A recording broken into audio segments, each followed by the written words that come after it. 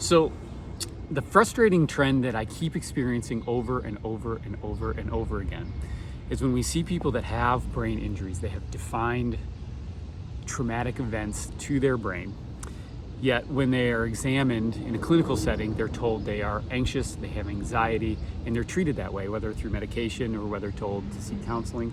Not that I have anything against those things, but I think it's reasonable to also consider, if I injure my brain, how might that make me more anxious, right? So we know that we have different arousal systems in our brainstem that are meant to just very rotely to be able to accentuate or decelerate energy in the brain, right? So they create our awakeness, they create our arousal levels, they make it so that we can chill out or that we can get real excited about something, right? And we can see this, any person on the planet has the ability to get really excited and then to be like almost sleepy.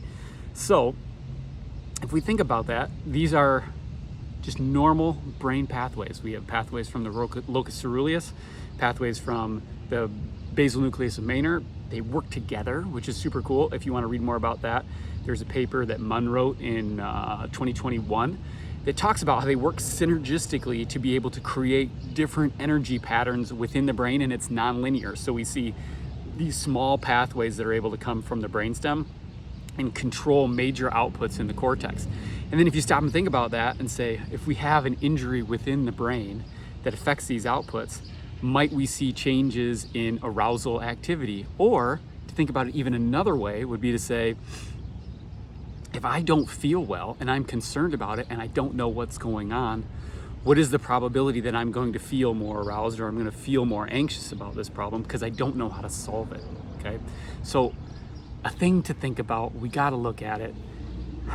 If you're being told you're just anxious, let's look further. Now, do we deal with the anxiety? Yeah, you have to. You can't run around being afraid of everything or driving yourself crazy. That's not useful either. But there is brain circuitry that can be involved and we have to investigate it. So let's stop this trend. Let's start thinking deeper about anxiety, especially when we know you hurt your brain. Thanks.